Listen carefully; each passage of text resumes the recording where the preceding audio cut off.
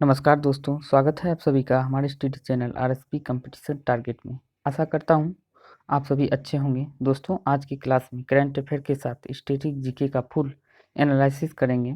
यह क्लास आपके लिए कितना हेल्पफुल है, कमेंट बॉक्स में कमेंट जरूर करें।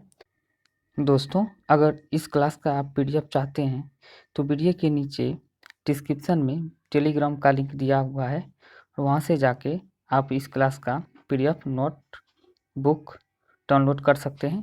चलिए इस क्लास को बिना विलंब किए स्टार्ट करते हैं।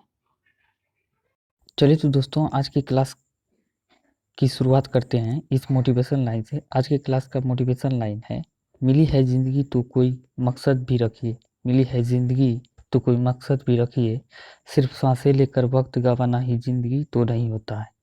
सिर्फ सांसें लेकर वक्त गंवाना ज़िंदगी तो नहीं होता है। तो दोस्तों, चलिए तो इस लाइन के साथ क्लास को स्टार्ट करते हैं। बात करते हैं आज के फर्स्ट क्वेश्चन की।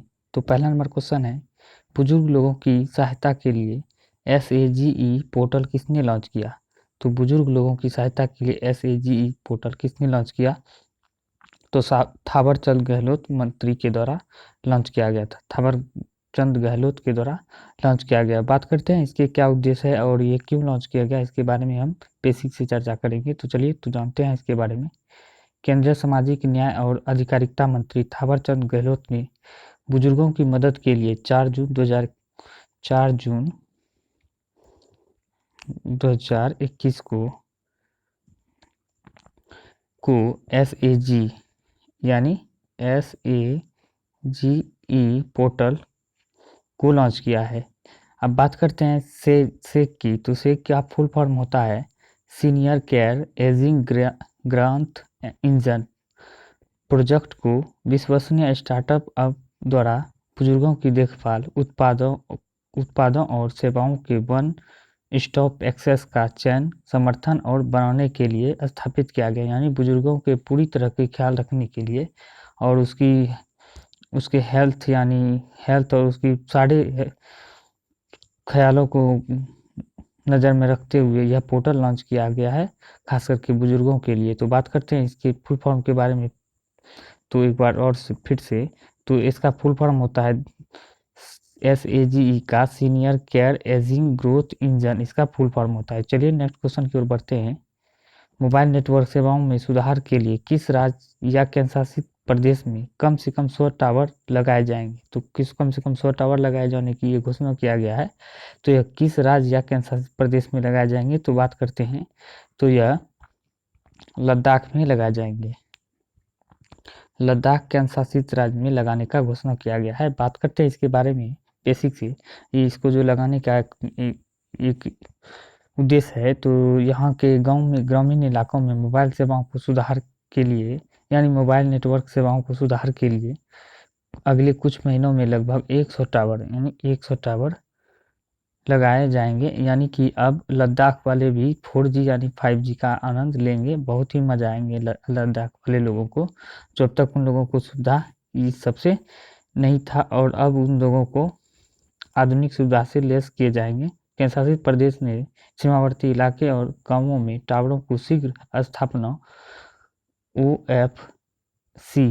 OFC केबल बिछाने के लिए सेनाओं की मदद मांगी थी। यानी कुल मिलाकर कहें तो कार्य बहुत तेजी से शीघ्र किए जाने की संभावना है और लद्दाख वासी भी इनका आनंद उठा पाएंगे।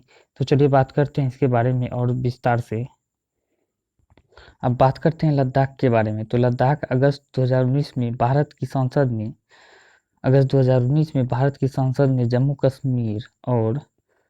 जम्मू कश्मीर पुनर्गठन अधिनियम 2019 पारित किया, जिसके द्वारा 31 अक्टूबर 2019 को लद्दाख एक केंद्र शासित प्रदेश बन गया। लद्दाख और जम्मू कश्मीर एक केंद्र शासित प्रदेश बन गया और केंद्र शासित प्रदेश 31 अक्टूबर 2019 को बन गया है। और बात करते हैं राजधानी की, तो लद्दाख की राजधानी लेह है। और बात करते हैं लद्दाख में जिलों की संख्या, तो लद्दाख में टोटल कुल जिले हैं, और लेह और कारगिल ये जिले हैं लद्दाख में। और बात करते हैं लद्दाख के पहले उपराज्यपाल, यानी कि लद्दाख केंद्र शासित राज्य के पहले उपराज्यपाल राधा कृष्ण माथुर बने हैं। और बात करते हैं लद्दाख के बारे में, ये आप देख सकते हैं मैप में, तो लद्दाख का ये है जम्मू कश्मीर का एरिया। और बात करते हैं लद्दाख की, तो लद्दाख वाले एरिया को देखते हैं तो ये लेह जिला है जो लद्दाख का। और बात करते हैं यहाँ पे जो जो दिखाया गया है ब्लैक से निशान से, तो यह कारगिल जिला है। लद्दाख में दो ही जिले हैं, लेह और कारगिल। और बात करते हैं अब ये है, देखते हैं, ये बहुत ही मज़ेदार है। देखते हैं भारत में लोग भले ही हेलमेट ना पहने भारत में लोग भले ही हेलमेट ना पहने पर फ़ोन के कवर और स्क्रीन गार्ड ज़रूर लगाएंगे। फ़ोन के कवर और स्क्रीन गार्ड ज़रूर लगाएंगे, चाहे सर फूट जाए पर मोबाइल को एक खरोंच तक नहीं आनी चाहिए। तो ये है सबकी हालत। तो आजकल मोटरसाइकिल पे जो चलते हैं मगर भले ही हेलमेट नहीं लगाते हैं, लेकिन मोबाइल में रंग बिरंगे कवर होते हैं और स्क्रीन गार्ड तो ज़रूर होते हैं। तो ये बहुत ही अच्छी बात है, जो कि अपना जान गंवा से भले ही चल जाए, लेकिन मोबाइल का एक भी खरोंच नहीं आनी चाहिए। और तो चलिए तो दोस्तों, इसके साथ नेक्स्ट क्वेश्चन की ओर बढ़ते हैं। तो बात करते हैं नेक्स्ट क्वेश्चन यानी तीसरे नंबर क्वेश्चन की। तो किस बैंक ने 2031-32 तक कार्बन न्यूट्रल बनाने का संकल्प किया है? तो किस बैंक के दौरान कार्बन न्यूट्रल बनने का ये संकल्प किया गया है? तो बात करते हैं एचडीएफसी के। एचडीएफसी बैंक के द्वारा 2030 से 31 के बीच कार्बन न्यूट्रल बनने का संकल्प किया है। तो बात करते हैं एचडीएफसी के बारे में। तो एचडीएफसी बैंक ने 3 जून 2021 को 2031 से 32 के बीच 2031 से 32 तक कार्बन न्यूट्रल बनाने की अपनी योजना की घोषणा की है। और बात करते हैं निजी बैंक अपने उत्सर्जन, ऊर्जा और पानी की खपत को कम करने पर विचार कर रहा है। तो ये सारी चीज़ है जो उत्सर्जन, ऊर्जा और पानी और ऊर्जा की कम खपत की करने की बात कर रहा है, ताकि प्रदूषण ना हो और पर्यावरण अनुकूल हो। तो इसके लिए बहुत ही सराहनीय कदम है एचडीएफसी बैंक के द्वारा। और बात करते हैं एचडीएफसी बैंक की स्थापना के बारे में।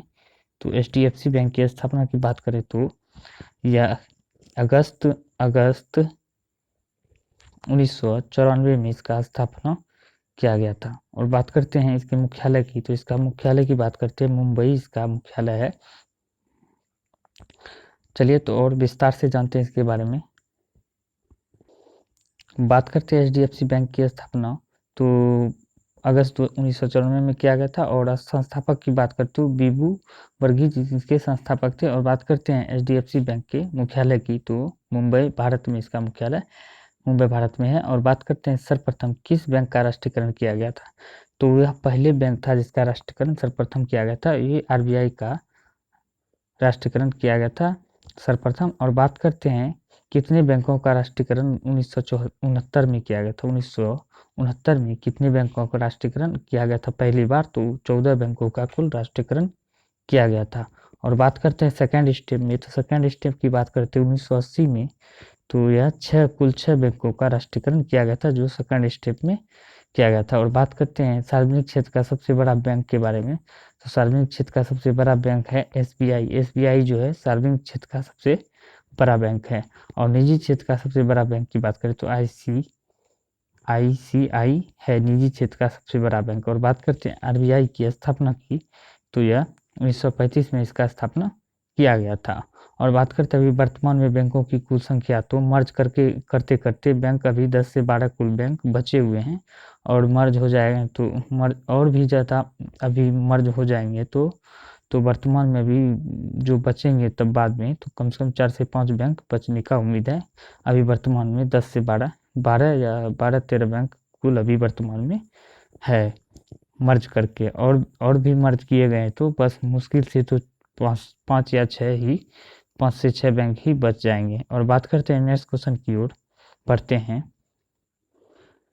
तो बात करते हैं नेक्स्ट क्वेश्चन यानी फोर्थ क्वेश्चन की। तो अमेरिकी सुप्रीम कोर्ट ने जॉनसन एंड जॉनसन के बेबी पाउडर एवं टेल्कम पाउडर से महिलाओं को हुए कैंसर के कारण कंपनी पर कितने करोड़ रुपए का मुआवजा चुकाने को कहा है? तो कितने करोड़ का मुआवजा चुकाने को कहा है? ये 1450 करोड़ यानी 14,500 करोड़ की मुआवजा चुकाने को कहा है। तो इसका क्या कारण है, क्या रीज़न है जो इसको सुप्रीम कोर्ट द्वारा अमेरिकी सुप्रीम कोर्ट के द्वारा जॉनसन बेबी कि पाउडर को इतना करोड़ कंपनी को तो 14,000 करोड़ रुपये का मुआवजा चुकाने को कहा गया है। और तो जो देखते हैं आप जॉनसन बेबी जो बच्चे को पाउडर और जो भी आते हैं बच्चे का प्रोडक्ट जो पाउडर आता है, तेल, साबुन, सब क्रीम क्रीम वगैरह सब जॉनसन बेबी का आता है। और उससे जो हुए खतरे को, मतलब उससे जो इस्तेमाल करने के बाद महिलाओं में अक्सर कैंसर देखने को मिली है, जो उसी के कारण ना ये चर्चा में रहा है। तो इससे जो इस्तेमाल कर रहे हैं प्रोडक्ट, उससे कैंसर की खतरा महिलाओं में बढ़ रहे हैं और अधिकतर हो रहे हैं कैंसर के शिकार महिलाएं हो रहे हैं। तो इसी के कारण सुप्रीम कोर्ट ने इसे इतना करोड़ का जुर्माना लगाया है कि ताकि आपके प्रोडक्ट जो यूज हो रहे हैं तो इससे कैंसर के खतरा बढ़ रहे हैं। तो क्यों बढ़ रहे हैं उसका, इसी के कारण इस कंपनी पर जुर्माना लगाया गया है। तो बात करते हैं जॉनसन एंड जॉनसन एक अमेरिकी कंपनी है। जॉनसन एंड जॉनसन एक अमेरिकी कंपनी है जिसे 1886 में Robert Wood Johnson, James Wood Johnson, Edward Mead Johnson ने मिलकर स्थापित किया था। इसकी मुख्यालय की बात करें तो न्यू जर्सी, संयुक्त राज्य अमेरिका में है। न्यू जर्सी संयुक्त राज्य अमेरिका में है। इसके सीईओ की बात करें तो एलेक्स गोसरकी इसके सीईओ है। एलेक्स गोसरकी इनके सीईओ है। और नेक्स्ट बात करते हैं 5 नंबर क्वेश्चन की। तो भारत अमेरिका के संवाद समिति के संपादक एवं व्हाइट हाउस के अनुभवी पत्रकार का निधन हो गया, उनका क्या नाम था? भारत अमेरिका संवाद समिति के संस्थापक एवं व्हाइट हाउस के अनुभवी पत्रकार का निधन हो गया, उसका क्या नाम था? तो उसका नाम की बात करें तो तेजिंदर सिंह उसका नाम था। तेजिंदर सिंह का हाल ही में निधन हो गया, जो कि ये बहुत ही मशहूर संपादक और संस्थापक रहे हैं। भारत और अमेरिका के बीच में इन्हें बहुत ही संबंध स्थापित किए हैं इनके बारे में। और बात करते हैं अमेरिका के बारे में। तो अमेरिका उत्तरी अमेरिका महाद्वीप में अमेरिका स्थित है। और बात करते हैं अमेरिका के वर्तमान में राष्ट्रपति की बात करें तो अमेरिका के वर्तमान में राष्ट्रपति की बात करें जो बाइडन, जो रिपब्लिकन पार्टी के रिपब्लिकन पार्टी नहीं, रिपब्लिकन पार्टी की बात करें तो यह डोनाल्ड ट्रंप रिपब्लिकन पार्टी से संबंधित है। और डेमोक्रेटिक पार्टी की बात करें तो यह जो बाइडन, यानी कि जो अब बराक ओबामा जो पहले अमेरिका के राष्ट्रपति रह चुके हैं, वो भी डेमोक्रेटिक पार्टी से संबंधित है, डेमोक्रेटिक पार्टी से। और बात करते हैं जो बाइडन की, तो ये भी डेमोक्रेटिक पार्टी से संबंधित है। डेमोक्रेटिक पार्टी की बात करते हैं तो यह 46वें राष्ट्रपति बने हैं अमेरिका के, जो बाइडन। तो और बात करते हैं हम कमला हैरिस की, तो कमला हैरिस जो है अमेरिका के 49वें नंबर के उपराष्ट्रपति बने हैं, जो अमेरिका के भारतीय मूल के हैं ये कमला हैरिस। और बात करते हैं यह जो उपराष्ट्रपति बने हैं, तो यह पहली महिला उपराष्ट्रपति बने हैं जो गैर अमेरिकी है। और यह जो बात करते हैं तो यह भारतीय मूल की है।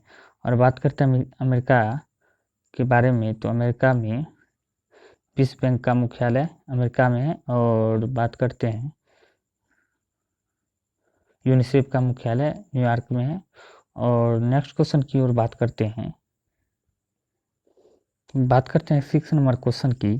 तो राष्ट्रीय मानवाधिकार आयोग के नए अध्यक्ष कौन है? राष्ट्रीय मानवाधिकार आयोग के नए अध्यक्ष की बात करते हैं तो कौन बने हैं? तो अरुण कुमार मिश्र नए अध्यक्ष बने हैं। और बात करते हैं इनके बारे में, तो 2 जून 2021 को सेवानिवृत्त न्यायमूर्ति अरुण कुमार मिश्रा ने राष्ट्रीय मानवाधिकार आयोग के नए अध्यक्ष के रूप में पदभार संभाला है। और बात करते हैं विश्व मानवाधिकार आयोग की स्थापना। तो विश्व मानवाधिकार आयोग का जो मतलब मानने का जो शुरुआत किया गया संयुक्त राष्ट्र महासभा द्वारा 2006 से स्टार्ट किया गया। 2006 से संयुक्त राष्ट्र महासभा के द्वारा विश्व मानवाधिकार आयोग की स्थापना की मानने का शुरुआत किया गया। और बात करते हैं विश्व मानवाधिकार आयोग दिवस कब मनाया जाता है? यह 10 दिसंबर को विश्व मानवाधिकार दिवस के रूप में मनाया जाता है। और बात करते हैं राष्ट्रीय मानवाधिकार आयोग की स्थापना कब किया गया था? राष्ट्रीय मानवाधिकार आयोग की स्थापना की बात करें तो 12 अक्टूबर 1993 ईस्वी में किया गया था। और बात करते हैं मानवाधिकार आयोग एक सरकारी संस्था है। मानवाधिकार आयोग की बात करें तो यह एक सरकारी संस्था है। और बात करते हैं पहले मानवाधिकार आयोग के अध्यक्ष, बात करते हैं सर्वप्रथम मानवाधिकार आयोग के अध्यक्ष कौन बने थे, तो यह रंगनाथ मिश्रा बने थे। रंगनाथ मिश्रा की बात करें तो यह पहले मानवाधिकार आयोग के अध्यक्ष बने थे। और बात करते हैं अभी वर्तमान में जो मानवाधिकार आयोग के अध्यक्ष हैं, तो यह अरुण मिश्रा मानवाधिकार आयोग के अध्यक्ष है वर्तमान में। और बात करते हैं नेक्स्ट क्वेश्चन की, हाल ही में चर्चा में रहा अभियान राबता मुहिम किस राज्य में लागू किया जा रहा है। अभियान राबता मुहिम किस राज्य में लागू किया जा रहा है, तो बात करते हैं यह पंजाब राज्य में लागू किया जा रहा है। और इसका क्या उद्देश्य है और क्या मायने हैं और इसका जो है लागू करने का क्या रीजन है, इसके बारे में हम बेसिक से चर्चा करते हैं। तो बात करते हैं पंजाब राज्य की, तो पंजाब राज्य सरकार ने सरकारी शिक्षकों में राज्य स्कूल शिक्षा विभाग द्वारा आयोजित एक सप्ताह के लंबे अभियान राबता मुहिम को सफलतापूर्वक पूरा किया है। तो एक सप्ताह का यह मतलब बात करते हैं एक लंबा अभियान था जिसको सफलतापूर्वक पूरा किया गया है। इस अभियान के माध्यम से प्राथमिक छात्रों को अभियान के माध्यम से बात करते हैं प्राथमिक छात्रों को 12.71 लाख अभिभावकों से संपर्क किया गया है। इसका उद्देश्य की बात करें तो माता पिता और शिक्षकों के बीच फोन के माध्यम से संपर्क बनाना। इसका उद्देश्य है माता पिता और शिक्षकों के बीच फोन के माध्यम से संपर्क बनाना है। और बात करते हैं इसका जो करेंगे संपर्क बनाने पर जो बात करेंगे, तो बात करेंगे यही कि बच्चों की शिक्षा कैसी चल रही है, बच्चे स्वस्थ है कि नहीं और कोविड का संक्रमण है कि नहीं, इसी के बारे में चर्चा करने के लिए यह अभियान यानी मुहिम चला गया है। और बात करते हैं इसके बारे में, अब बात करते हैं पंजाब राज्य की, तो पंजाब राज्य की राजधानी की बात करें तो चंडीगढ़ है। और मुख्यमंत्री की बात करें तो कैप्टन अमरिंदर सिंह यहाँ के मुख्यमंत्री है। और बात करते हैं राज्यपाल की, तो राज्यपाल की बात करते हैं विजेंद्र पाल बदनौर पंजाब के राज्यपाल है। और मुख्यमंत्री की बात करें तो मुख्य न्यायाधीश की बात करें तो रविशंकर झा यहाँ के मुख्य न्यायाधीश है। और बात करते हैं पंजाब राज्य की स्थापना की, तो 1 नवंबर 1966 में पंजाब राज्य की स्थापना हुआ था। और बात करते हैं लोकसभा सीटों की संख्या पंजाब में, तो 13 लोकसभा सीटों की संख्या है। और बात करते हैं राज्यसभा सीटों की संख्या, तो 7 राज्यसभा की सीट है। और बात करते हैं विधानसभा सीटों की संख्या, तो विधानसभा सीटों की संख्या 117 है। तो बात करते हैं नेक्स्ट क्वेश्चन की, हाल ही में खबरों में रहा रेड टूरिज्म किस देश से जुड़ा हुआ है। रेड टूरिज्म की बात करें तो यह किस देश से जुड़ा हुआ है, तो बात करते हैं यह चीन से जुड़ा हुआ है। और बात करते हैं यह जो रेड टूरिज्म के बारे में, तो यह जो बात करते हैं चीन ने 2004 ईस्वी में कम्युनिस्ट पार्टी के इतिहास में ऐतिहासिक और सांस्कृतिक महत्व वाले स्थानों को बढ़ावा देने के लिए रेड टूरिज्म की शुरुआत की थी। और इसका उद्देश्य जो बताते हैं, इसका उद्देश्य जो है यह उद्देश्य था इसका पर्यटन और स्थानीय व्यवसाय को बढ़ावा देना। और बात करते हैं रेड टूरिज्म, तो नन्हू झील यानी रेड टूरिज्म की बात करें तो नन्हू झील के पास स्थित है। और बात करते हैं चीन कम्युनिस्ट पार्टी 1921 में पहली बार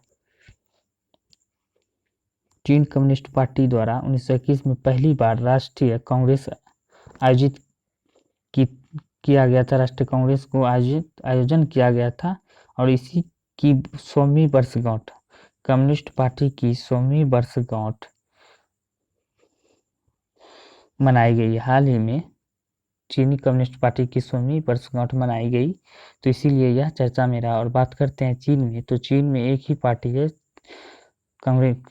कम्युनिस्ट पार्टी, और उसी की 100वीं वर्षगांठ में यह चर्चा में रहा। तो बात करते हैं नेक्स्ट क्वेश्चन की, अब बात करते हैं नीति आयोग के तीसरे एसडीजी इंडेक्स इंडिया इंडेक्स यानी 2020-21 में शीर्ष स्थान पर कौन राज्य बरकरार है। नीति आयोग के तीसरे एसडीजी इंडिया इंडेक्स 2020-21 में शीर्ष स्थान पर कौन से राज्य बरकरार है, तो बात करते हैं केरल राज्य शीर्ष स्थान पर बरकरार है। और बात करते हैं इसके बारे में डिटेल से, तो चलिए एसडीजी इंडेक्स के बारे में बात करेंगे। तो केरल 75 अंक के स्थान पर शीर्ष पर है, जबकि बिहार सबसे खराब प्रदर्शन रहा है। और ये बिहार का तो सब दिन यही हाल है। केरल तो लगभग पूरी इंडिया की बात करें तो लगभग हर चीज़ में आगे है। बिहार तो लगभग बात करें तो कोई भी चीज़ में अभी तक आगे नहीं रहा है। और सबसे खराब प्रदर्शन अभी क्या पहले से भी है इसका, बिहार का। और बात करते हैं नीति आयोग द्वारा पहला एसडीजी इंडेक्स की शुरुआत की बात करें तो दिसंबर 2018 में किया गया था। और पहले संस्करण में 13 उद्देश्य थे। और इस पहले एसडीजी इंडेक्स की बात करते हैं इंडिया इंडेक्स में, तो इसमें कुल 13 उद्देश्य थे। और बात करते हैं इसके बारे में, बात करते हैं सतत विकास लक्ष्यों के सूचकांक सामाजिक, आर्थिक और पर्यावरणीय मापदंडों पर राज्यों और केंद्रशासित प्रदेशों की प्रगति का मूल्यांकन करता है। यानी इसका जो बात करते हैं एसडीजी का फुल फॉर्म की यानी बात करें तो सतत विकास लक्ष्यों के आधार पर यह सूचकांक जारी किया जाता है। तो बात करते हैं रिपोर्ट के अनुसार शीर्ष प्रदर्शन करने वाले राज्य और केंद्रशासित प्रदेश की बात करते हैं तो शीर्ष स्थान पर केरल 75 अंक के साथ शीर्ष पर है। और बात करते हैं वहीं 74 अंक के स्कोर के साथ हिमाचल और प्रदेश और तमिलनाडु सेकंड नंबर पर है। आंध्र प्रदेश और गोवा, कर्नाटक, उत्तराखंड ने 72 स्थान के साथ यह तीसरे, और सिक्किम की बात करें 71 स्थान पर चौथे स्थान पर रहा है। और बात करते हैं महाराष्ट्र के गोल के स्कोर के साथ 70 स्कोर के साथ महाराष्ट्र है। और सबसे खराब प्रदर्शन की बात करें तो राज्यों में, केंद्रशासित प्रदेश या राज्यों में, तो सबसे खराब प्रदर्शन की बात करें तो बिहार का है। बिहार 52 अंक के साथ सबसे पीछे यानी खराब प्रदर्शन है। बिहार के लिए बहुत ही शर्म की बात है जो कि इतना सबसे पीछे है। और चलिए और कुछ नहीं बात करेंगे तो बिहार तो हर हमेशा पीछे ही रहते हैं, आगे कब आएंगे पता नहीं। बात करते हैं नीति आयोग की, तो नीति आयोग की स्थापना की बात करते हैं 1 जनवरी 2015 में किया गया था। यह योजना आयोग के स्थान पर किया गया था। और बात करते हैं नीति आयोग का मुख्यालय तो नई दिल्ली में है। और नीति आयोग का अध्यक्ष की बात करें तो नरेंद्र मोदी अध्यक्ष है, नरेंद्र मोदी इनके अध्यक्ष है। और चलिए नेक्स्ट क्वेश्चन की ओर बढ़ते हैं। चलिए नेक्स्ट क्वेश्चन यानी केरल के राज्य के बारे में कुछ चर्चा और कर लेते हैं। तो केरल के राज्य के बारे में बात करते हैं तो राजधानी तिरुवनंतपुरम है। और मुख्यमंत्री की बात करें तो पिनराई विजयन हाल ही में मुख्यमंत्री पद की शपथ लिए हैं। और बात करते हैं राज्यपाल आरिफ मोहम्मद खान है, आरिफ मोहम्मद खान केरल के राज्यपाल है। और बात करते हैं मुख्य न्यायाधीश की, तो मुख्य न्यायाधीश एस मणिकुमार यहाँ के मुख्य न्यायाधीश है। और केरल राज्य की स्थापना की बात करें तो 1 नवंबर 1956 में इनका स्थापना हुआ था। और बात करते हैं लोकसभा सीटों की, तो लोकसभा सीटों की संख्या है 20। और बात करते हैं राज्यसभा सीटों की संख्या की बात करें तो 9 राज्यसभा सीटें हैं। और विधानसभा सीटों की बात करें तो 140 विधानसभा सीट है। और बात करते हैं नेक्स्ट क्वेश्चन की, चलिए हाल ही में किस राज्य ने लड़कियों को इंजीनियरिंग और मेडिकल में 33% आरक्षण देने की घोषणा की है, तो किस राज्य के द्वारा किया गया है, तो ये बिहार के राज्य के द्वारा किया गया है। बिहार तो यही करने में माहिर रहते हैं, खाली आरक्षण देने में और तो और बहुत बहुत बातें करते हैं। लेकिन एसडीजी इंडेक्स और सब पीछे, सब इंडेक्स और कोई भी चीज़ रही तो उसमें पीछे रहते हैं। और इन सब मामलों में बिहार खास करके आगे रहते हैं। तो चलिए बात करते हैं तो बिहार के बारे में। और बिहार की बात करें तो राजधानी पटना है। और मुख्यमंत्री की बात करते हो मुख्यमंत्री नीतीश कुमार है। और राज्यपाल की बात करें तो फागू चौहान राज्यपाल है। और मुख्य न्यायाधीश की बात करें तो संजय करोल यहाँ के मुख्य न्यायाधीश है। और बात करते हैं स्थापना की, तो 22 मार्च 1912 को बिहार की स्थापना किया गया था, बिहार का स्थापना हुआ था। और लोकसभा सीटों की बात करें तो लोकसभा सीटें 40 है। और राज्यसभा सीटों की बात करें तो 16 है। और विधानसभा सीटों की बात करें तो 243 बिहार में विधानसभा सीटें हैं। चलिए नेक्स्ट क्वेश्चन की ओर बढ़ते हैं। चलिए तो रिवीजन क्लास आ गया है, तो चलिए रिवीजन की ओर बढ़ते हैं। राष्ट्रीय मानवाधिकार आयोग के अध्यक्ष के रूप में किसे नियुक्त किया गया? तो अरुण कुमार मिश्रा को नियुक्त किया गया है।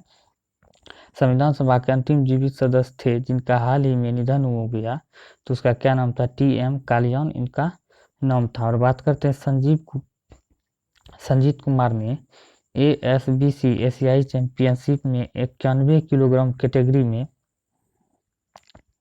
कौन सा पदक जीता है? तो स्वर्ण पदक जीता है। बात करते हैं CWUU का आर रैंकिंग में CWUR रैंकिंग में भारत IIM अहमदाबाद स्थान पर रहा है। तो IIM अहमदाबाद की बात करें तो 415 नंबर पर रहा है। तो बात करते हैं शिव थापा ने ASBC एशियाई चैंपियनशिप में 64 किलोग्राम कैटेगरी में कौन सा पदक जीता है? तो रजत पदक जीता है। और बात करते हैं प्रतिष्ठित international business book of the year award 2021 जीता है, किसने जीता है? तो नितिन राकेश और जेरी विंड ने जीता है। प्रतिष्ठित international business book of the year award 2021 किसने जीता है? तो नितिन राकेश और जेरी विंड ने जीता है।